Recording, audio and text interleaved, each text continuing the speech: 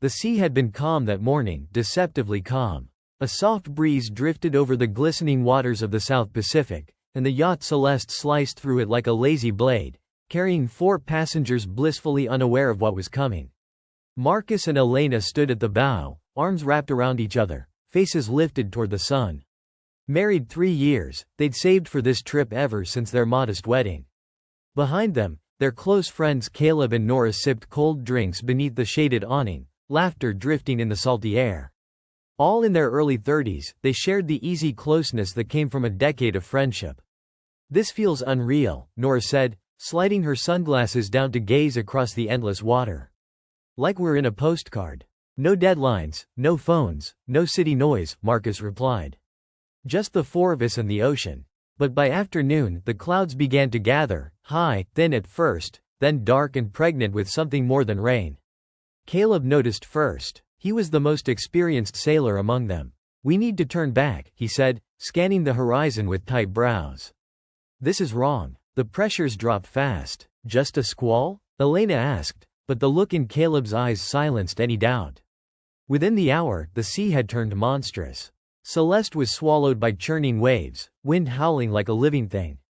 The radio went dead. GPS froze. The sails shredded, and when the engine coughed and died, they were at the mercy of the ocean.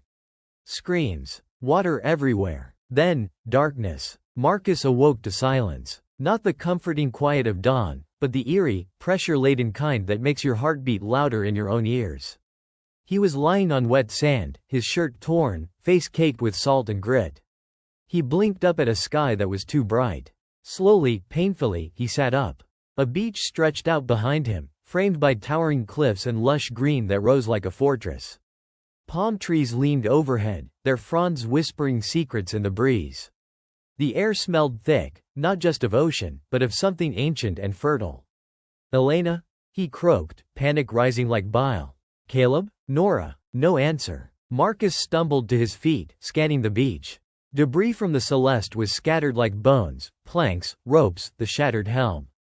But no bodies. He moved, calling out, voice raw with fear and salt. A shape in the distance, someone lying near a rock. He ran, heart pounding, and dropped to his knees beside her. It was Elena. She was breathing. By midday, Elena had awakened, dazed and coughing. Together they scoured the beach, but there was no sign of Caleb or Nora.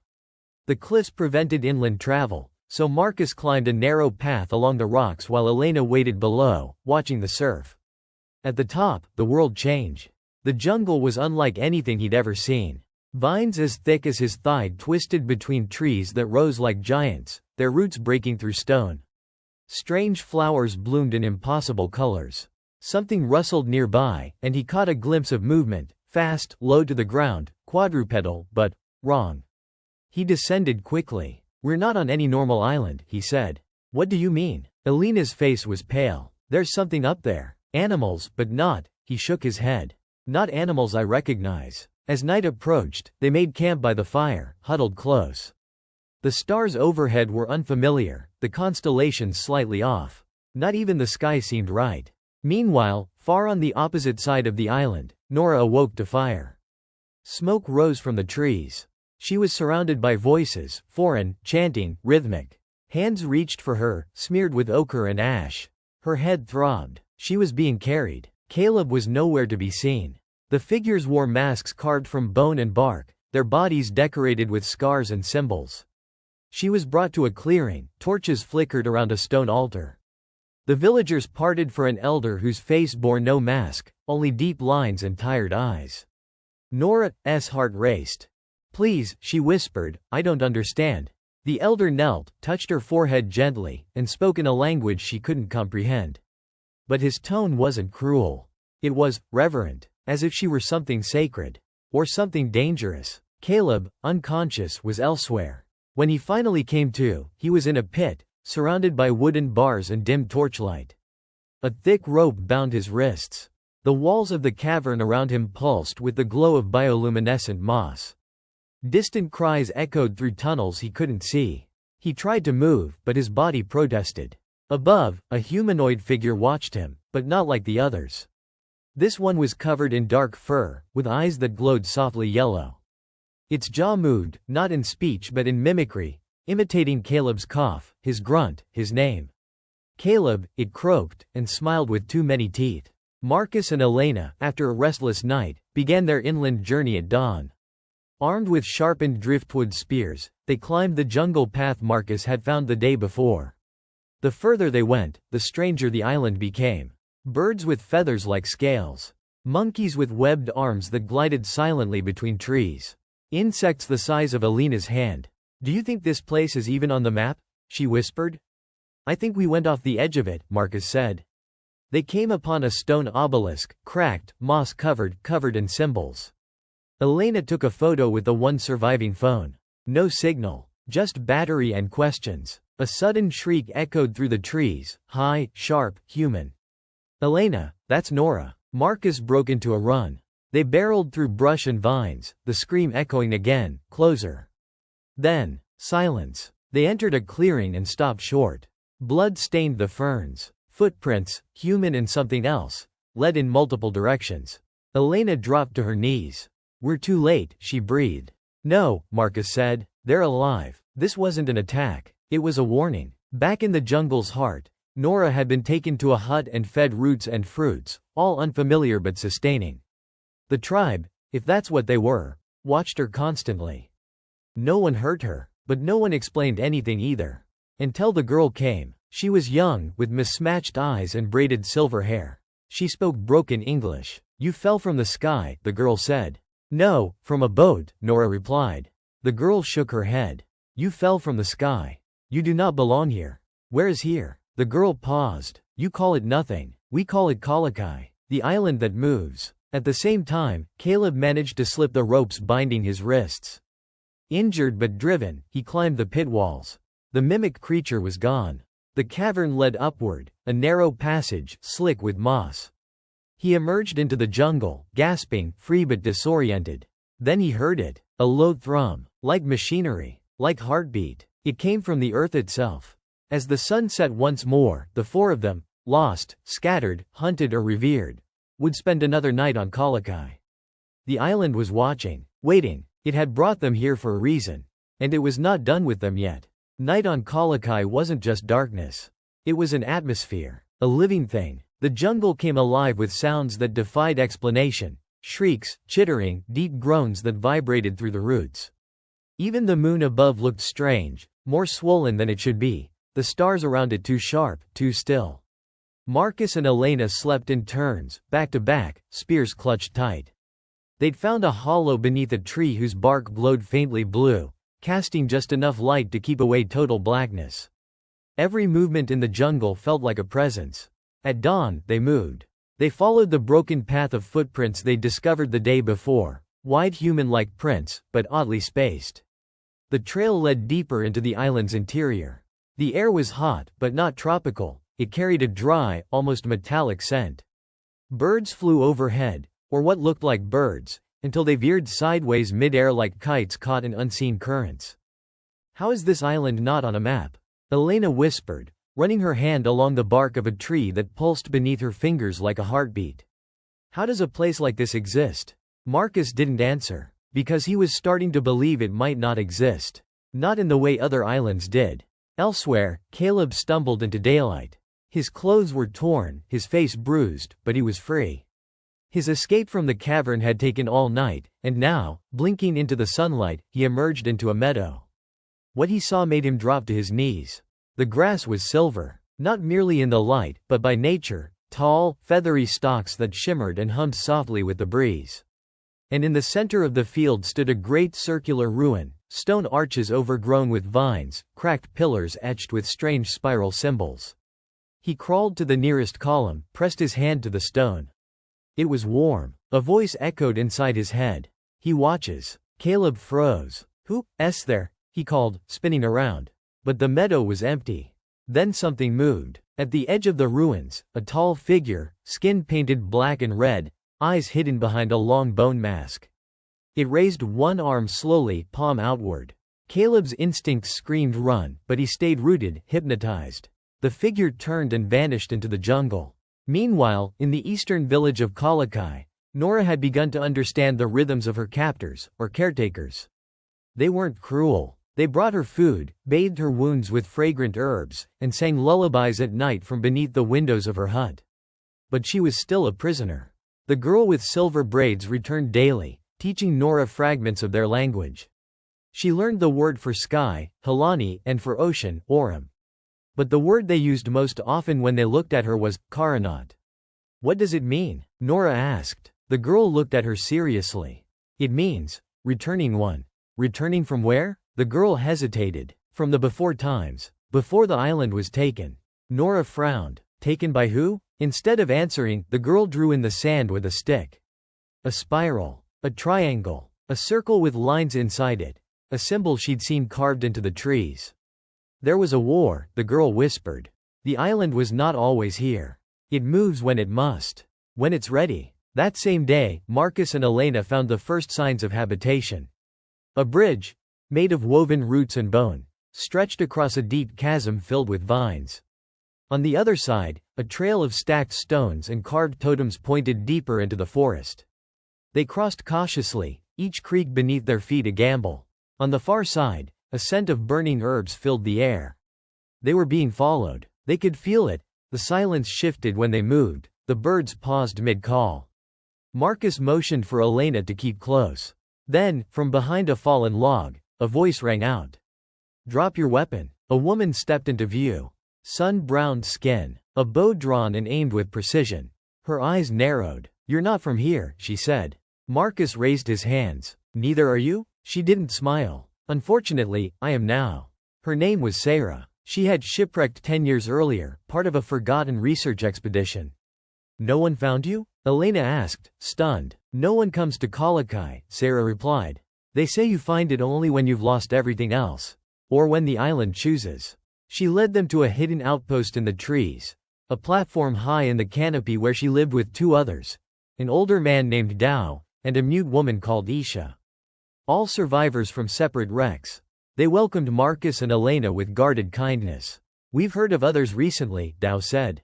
Your friends. One was taken east by the fire people. The other, the mimic folk, may have him. Elena's breath caught. Fire people? Sarah nodded. One of the island's tribes. The oldest. They guard something sacred in the east. They believe the newcomers are reincarnated messengers. Or threats. And the mimic folk? Marcus asked. A silence fell. They're not human, Dao said quietly. They live in the caves and take on the shape of the things they eat. That night, Caleb found his way to a waterfall and collapsed at its base. He drank deeply, then froze as he saw his reflection shift. The face looking back at him was his own, but subtly wrong. The eyes, too large. The smile, slightly off. Behind him, the air moved. Caleb turned slowly. A creature crouched in the trees, long-limbed, pale-skinned, head tilted like a curious child. Its fingers dripped with something red. It didn't attack. Instead, it whispered, "Brother," and vanished into the dark. In the fire village, Nora was led to a new chamber, one lined with paintings. Primitive murals told stories. Ships breaking on rocks, stars falling from the sky, people with fire in their hearts and eyes made of light. The elder pointed to one figure on the wall, a woman with brown hair and green eyes. It was unmistakably Nora. This is impossible, she whispered. No, the girl with silver braids said. This is your story. The island remembers you. The next day, Marcus, Elena, Sarah, and Dao prepared to head east.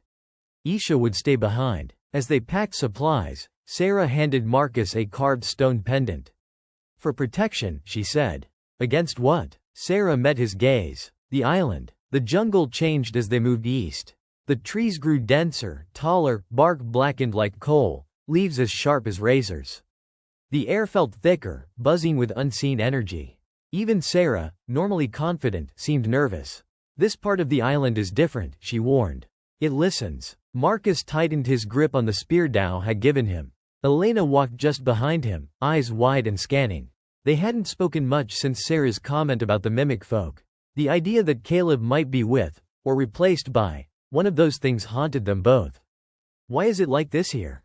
Elena asked. Sarah hesitated. Because this is where the old ones lived. Before the tribes. Before even the mimics. Before language. Dao added softly, there are ruins here no one touches. Machines no one dares activate. Doors with no locks that never open. They moved quietly after that. Caleb awoke again. Not in the jungle, not in the pit, but in a stone chamber lit with a soft blue glow. He was lying on a slab. His wrists were unbound, but a deep pressure pulsed in his skull. Beside him sat a creature, not one of the mimic folk, but something older. Its skin shimmered like oil, and its body was more suggestion than substance. Hard to focus on, like trying to remember a dream while still half asleep. "You are awake," it said. The voice was inside him, not heard but felt. "Where am I?" he managed. The creature didn't answer. Instead, it showed him something. Not with words, but with images. Visions that flooded his mind. Ships crashing, fire raining from the sky, people fleeing into stone halls beneath the jungle. Experiments. Evolution. Failure. This island was not made by gods, the voice said. It was made by desperation. Meanwhile, in the fire village, Nora had been taken to the vault. That was the only word that fit. It was buried beneath the earth, behind a hidden passage below the ceremonial altar. The elder had chosen her to see it. She didn't know why. She wasn't sure she wanted to. The walls were smooth metal, not stone. The air smelled sterile, cold. Lights flickered to life as they entered, casting harsh white beams on the smooth floor. Nora stopped. "This is not built by us," the girl said. "It was here when we arrived. The ancestors lived here once. Until the island changed. They passed rows of glass chambers, some shattered, others sealed. Within one, Nora saw something that looked almost human, but wrong. Too tall, skin like wet bark, no mouth, just a series of slits along the neck. What were they doing here? She whispered. The elder answered at last. They were trying to become more. Back in the jungle, Marcus's group reached a clearing by late afternoon. And there, like something out of another world, stood a tower. At least, that's what it looked like. 50 feet high, made of a dark, smooth material that shimmered green-blue in the light. Vines clung to it, but the structure was untouched by time. No windows, no doors, just a seam that ran down the middle. Elena stepped forward. "It looks alien." Sarah nodded. "I found this 10 years ago. I've never seen it open. But it hums. If you touch it, you'll feel it thinking." Dao placed a hand on the tower's surface. "They say this was the heart of the island. The control center. Before the tribes. Before the crash." "The crash?" Marcus asked. Sarah looked at him. "You think this island is natural?" Caleb was still being shown things. Visions now clearer. Of a great vessel falling from the stars, breaking apart in Earth's atmosphere.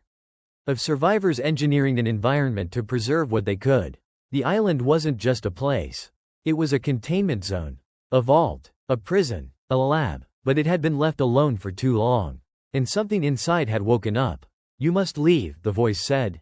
"Or you must become." Caleb didn't understand. Become what? The creature leaned closer, its outline flickering. What we were meant to be.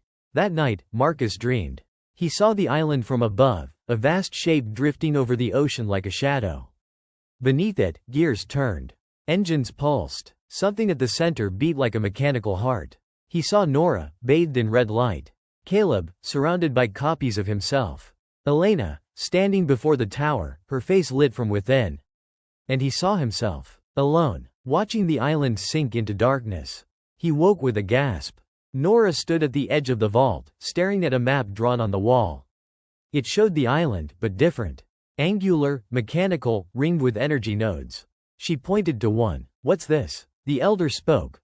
"Where the blood enters. Where the song begins." Nora didn't understand. But she felt drawn to it. By morning, Caleb had escaped. He didn't remember how, only that he'd fled the chamber, the visions, the shapeless creature. Now he ran through the jungle, driven by instinct and fear. He was changing. His reflection didn't match his memory. His strength was returning too fast. He no longer bled from the cuts on his arm. The world felt slower around him, as if he could predict movements before they happened. He had to find the others.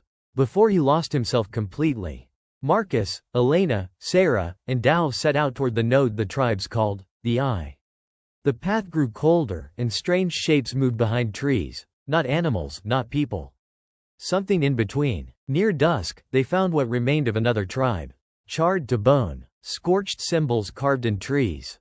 A totem of skulls hanging from vines. "What happened here?" Elena whispered. Sarah answered quietly. "They woke something they couldn't control."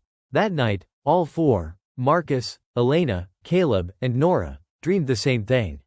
A circle of fire. A voice singing in a language none of them knew but all understood. And at the center of it all, the tower.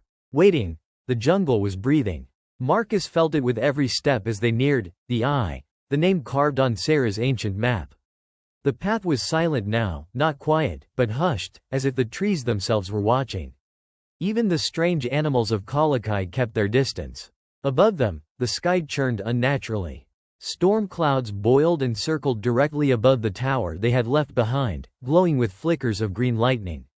The island was stirring. "We're almost there," Sarah said. "And we won't be the only ones." Elsewhere, Nora stood at the edge of a massive crater. This was the eye. Only it wasn't a structure, not anymore. Whatever machine or temple once stood here had collapsed in on itself, leaving behind twisted debris and metallic ribs jutting from the earth like bones. And at the center, a pulsing sphere hovered silently, not touching the ground, not emitting heat. Just being. "It's alive," Nora whispered. The elder who had brought her there nodded. "The island listens through it. It remembers through it. If you touch it, it will know you." She turned toward the girl with silver braids, who stood nearby, eyes wide with fear. "And if it knows me? Then you must choose. To wake what sleeps, or to end it forever." Nora didn't know what that meant. But something inside her did. Caleb was close. The changes in his body had accelerated. His wounds healed in minutes. His eyesight was unnaturally sharp. He didn't sleep. He didn't need to. The island had given him something, and now it wanted something back. He remembered the voice from the chamber. Become. He wasn't sure what he was becoming. But he knew he had to find the others before it was too late. Before he couldn't go back. Before he became part of the island. Marcus, Elena, Sarah, and Dao reached the edge of the crater by twilight.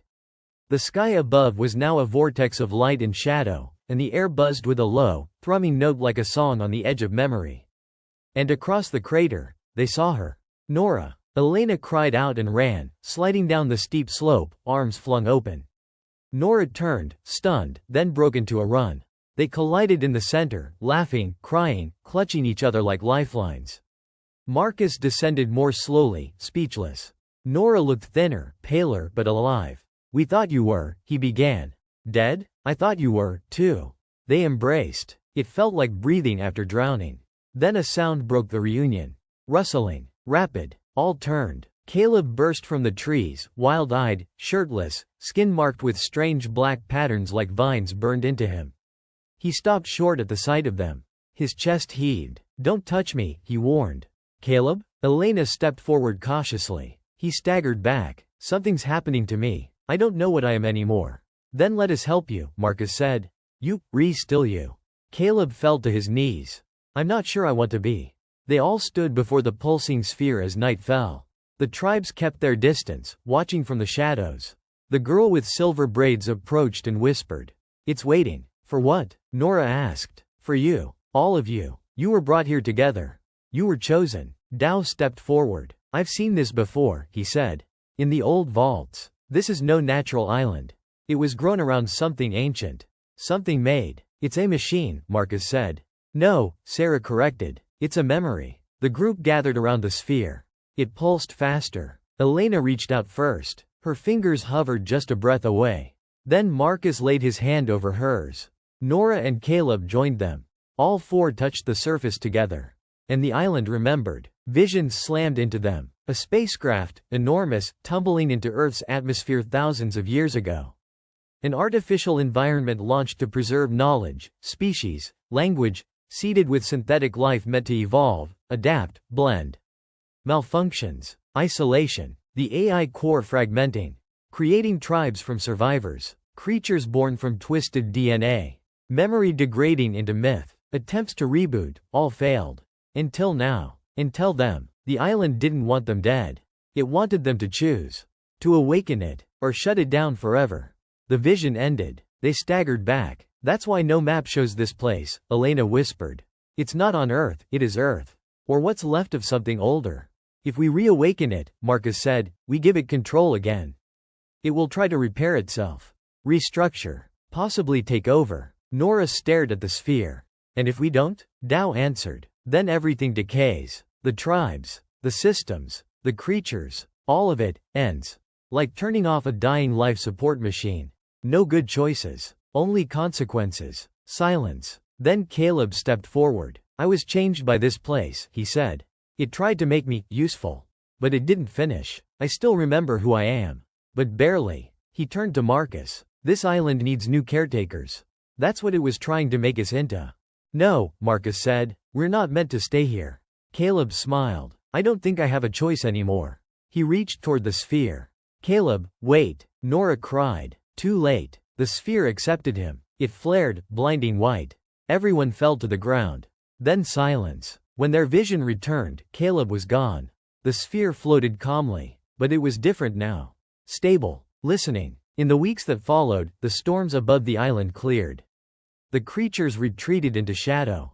The mimic folk vanished into the caves. The tribes called it peace. A boat was found, intact and moored on a beach that hadn't existed the day before. A way home. Or a gift from the island. Sarah chose to stay. Dowd too. But Marcus, Elena, and Nora, they boarded the boat. As they sailed away, the island disappeared behind a curtain of mist. As if it had never been there. Epilogue. 2 years later. Marcus's first book was a novel, titled The Forgotten Isle. It was called fiction, but those who read it felt something else. Something real. Something ancient. Elena became a travel writer. She never again boarded a boat. Nora studied indigenous languages. She still dreams of the girl with silver braids. And Caleb? They never found his name in any records. No one remembered him but the three who sailed away. But sometimes when the sea is especially calm, a soft hum can be heard in the wind, and the stars above shift ever so slightly, as if watching. Because somewhere, far beyond the maps, the island still remembers.